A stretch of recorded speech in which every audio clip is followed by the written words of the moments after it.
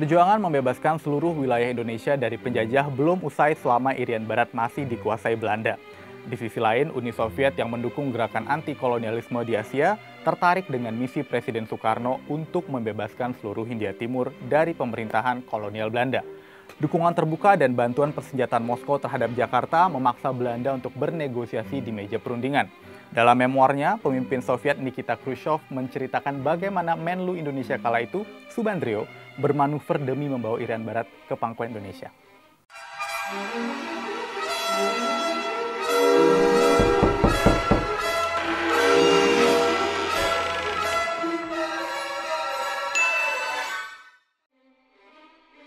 Desember 1949, Belanda mengakui kedaulatan Indonesia di seluruh bekas wilayah Hindia Belanda kecuali Papua.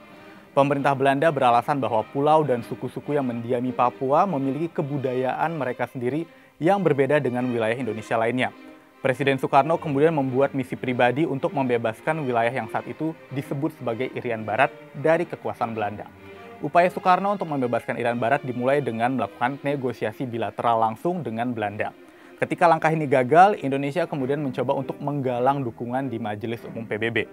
Namun, hal ini pun terbukti sia-sia.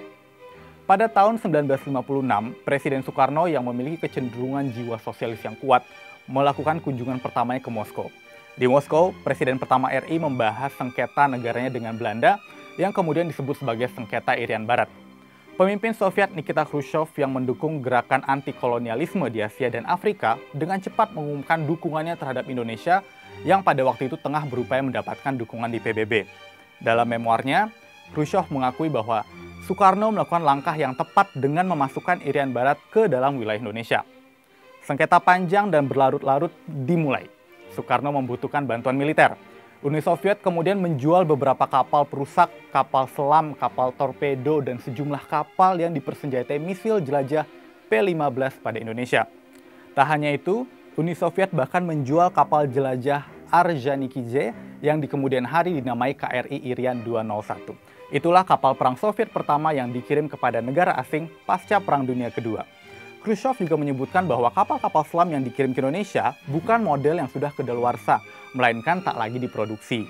Meski begitu, bukan berarti Uni Soviet tak lagi menggunakannya.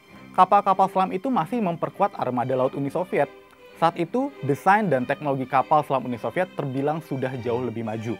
Khrushchev menyebutkan bahwa negaranya juga menjual banyak pesawat tempur dan beberapa bomber Tu-16, termasuk 15 pesawat yang dilengkapi dengan misil jelajah. Intensitas perjuangan untuk membebaskan Irian Barat terus meningkat. Soekarno bahkan bersiap untuk merebut Irian Barat dengan cara militer.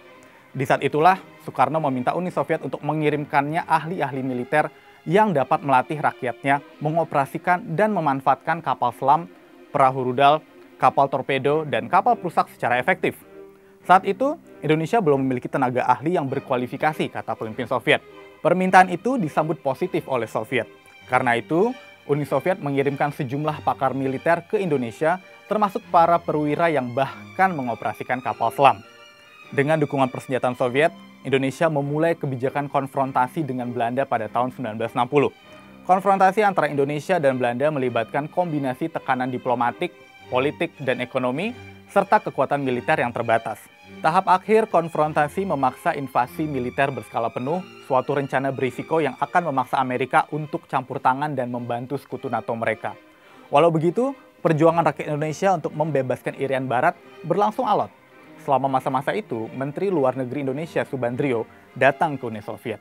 Sebelum menjadi Menlu, Subandrio menjabat sebagai duta besar di Moskow untuk waktu yang cukup lama. Khrushchev bahkan memuji Subandrio sebagai pria yang sangat baik dan menyenangkan. Posisinya sebagai dubes kemudian digantikan oleh Adam Malik. Bagi Khrushchev, Subandrio adalah teman Uni Soviet. Meski bukan seorang komunis, Khrushchev melihat Subandrio bersimpati pada Uni Soviet. Apalagi dia sangat dekat dengan Soekarno. Selama resepsi resmi di KBRI, dia kadang-kadang menyanyikan lagu-lagu Rusia dan bahkan menyanyikannya dengan baik. Subandrio sendiri bisa berbahasa Rusia.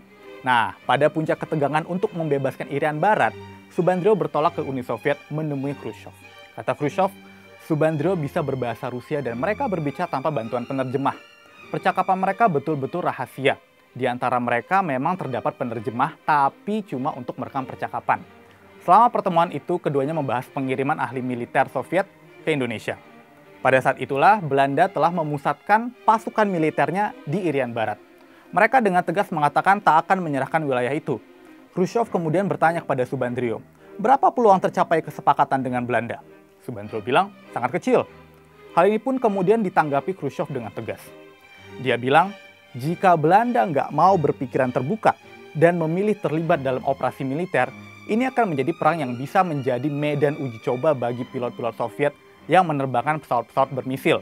Kita akan melihat sehebat apa misil-misil Soviet, kata Khrushchev begitu.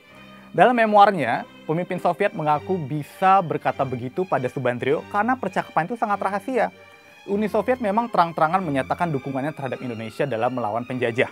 Apalagi, Uni Soviet memang selalu menentang kolonialisme. Menurut Khrushchev, negaranya akan terus memegang teguh prinsip itu sampai penjajahan di seluruh dunia, baik yang terang-terangan maupun yang sembunyi-sembunyi sepenuhnya sirna. Dari Moskow, Subandrio ternyata terbang ke Amerika Serikat. Ternyata, dia menceritakan seluruh percakapannya dengan pemimpin Soviet pada Departemen Luar Negeri Amerika. Mengetahui hal ini, Khrushchev kaget. Dia bilang, Soekarno percaya bahwa Subandrio adalah orang kepercayaannya, tapi ternyata dia adalah antek Amerika. Ketika Soviet mengetahui hal ini, kami langsung melaporkannya pada Soekarno. Tapi seperti kasus Nasution, yang akan kita bahas lain waktu, Presiden Soekarno nggak bereaksi. Dia tetap tidak terganggu, kata Khrushchev. Dia justru mengatakan sesuatu yang menenangkan dan menenteramkan, dan meminta Khrushchev untuk tidak menganggap ada kepentingan khusus dalam masalah ini. Mendengar jawaban Soekarno, Khrushchev menduga bahwa Menlu Indonesia memang sengaja memberikan informasi kepada Amerika atas persetujuan dan mungkin saran Soekarno sendiri. Itulah yang diyakini Khrushchev sampai akhir hayatnya. Lagi pula, Soekarno adalah seorang yang bijaksana dan hati-hati dalam membuat keputusan. Begitu kata Khrushchev. Sementara itu, Soekarno melalui Adam Malik, duta besarnya di Moskow, meminta Soviet untuk mengirimkan staf-staf militer yang berwawasan untuk membantunya menyusun rencana operasi militer jika terjadi kontak senjata. Khrushchev menyetujui permintaan Soekarno dan mengirimkan orang-orangnya ke Indonesia. Sang pemimpin Soviet paham bahwa Soekarno sebetulnya sedang berusaha menyeimbangkan perhatiannya antara Uni Soviet dan Amerika. Khrushchev berpendapat Presiden Indonesia mencoba memanfaatkan kedua negara untuk mencapai tujuannya. Dalam memoarnya, Khrushchev memuji Soekarno karena mampu membangun strategi dan terlibat dalam manuver-manuver yang rumit. Meski begitu, tindakannya itu membuat Uni Soviet tersinggung. Apalagi dia tidak memberitahu Soviet semua rencananya. Dan ada banyak yang belum mereka ketahui. Singkat cerita, Khrushchev kecewa. Ternyata Belanda diberitahu mengenai sumber daya militer apa saja yang diterima Indonesia. Soekarno menunjukkan bahwa dia memiliki senjata yang dapat diandalkan dan digunakan secara efektif. Amerika bahkan menasihati Belanda untuk menyetujui negosiasi. Di bawah tekanan Amerika, pada Agustus 1962, Belanda akhirnya setuju untuk menyerahkan Irian Barat ke otoritas PBB atau UNTEA. Pada 1963, wilayah Irian Barat diserahkan kepada Indonesia. Setelah itu, nggak ada lagi kontak senjata. Uni Soviet pun puas dengan hasil yang diraih. By the way, kira-kira kenapa ya Amerika malah menekan sekutunya? Nah, jika Amerika membantu Belanda memerangi Indonesia, mereka akan terlihat seperti agresor. Amerika nggak mau itu.